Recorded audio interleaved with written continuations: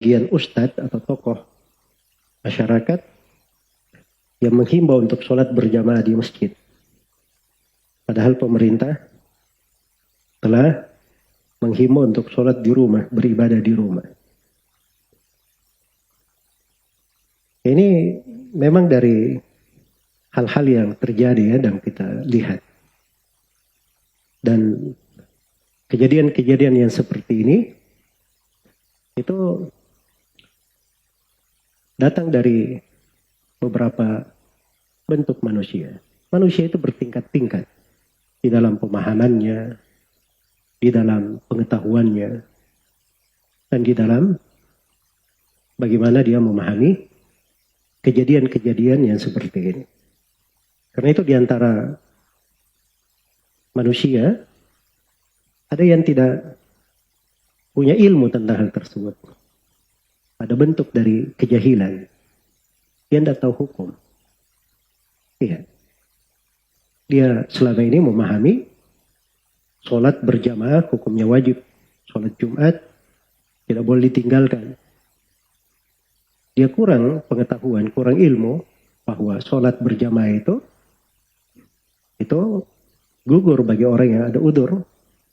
Sebagaimana sholat Jumat juga itu bisa tidak dihadiri apabila ada udzur. Dan itu menurut kesepakatan ulama.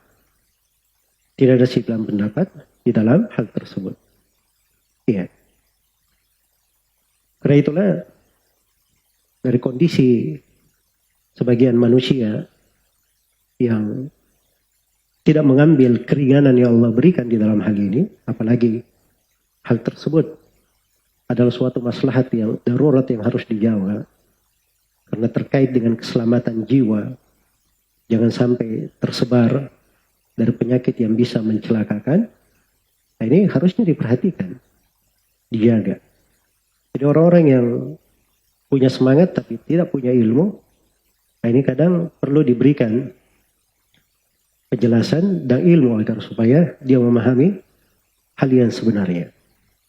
Kemudian yang kedua, ada orang yang jahil bentuknya lain. Ya.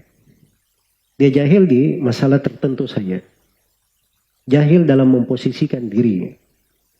Ya, kalau misalnya ada yang menyuruh ya kepada para DKM agar supaya tetap sholat, bertakwalah kalian kepada Allah begini dan begitu.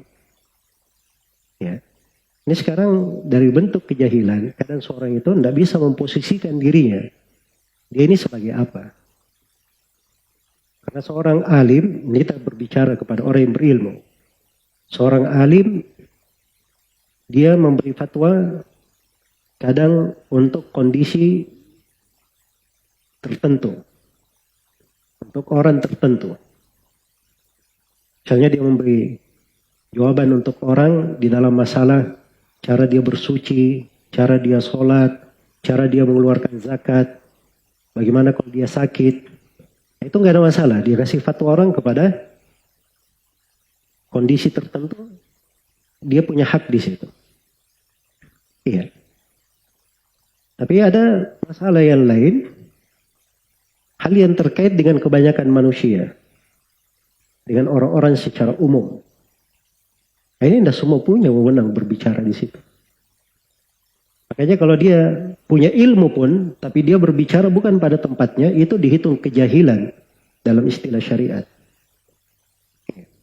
Karena itu tidak semua orang boleh berfatwa di dalam perkara-perkara yang terkait dengan manusia secara umum. Kemudian yang ketiga, ada masalah-masalah yaitu merupakan wewenang pemerintah. Wewenang pemerintah. Nah, maka pada ranah yang merupakan wewenang pemerintah, tidak boleh seorang itu ikut-ikut di dalamnya. Malah itu dari kewajiban syar'i dia kembalikan kepada pemerintah. Iya.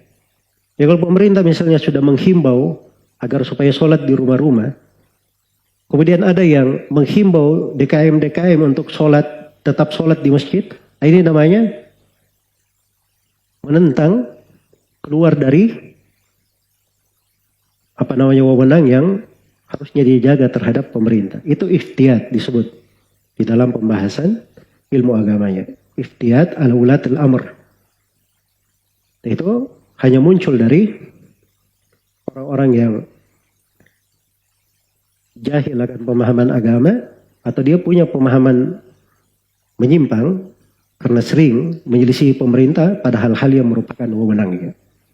Maka ini seorang harus paham dia berada di posisi apa. Jangan dia berbicara kecuali dengan ilmu.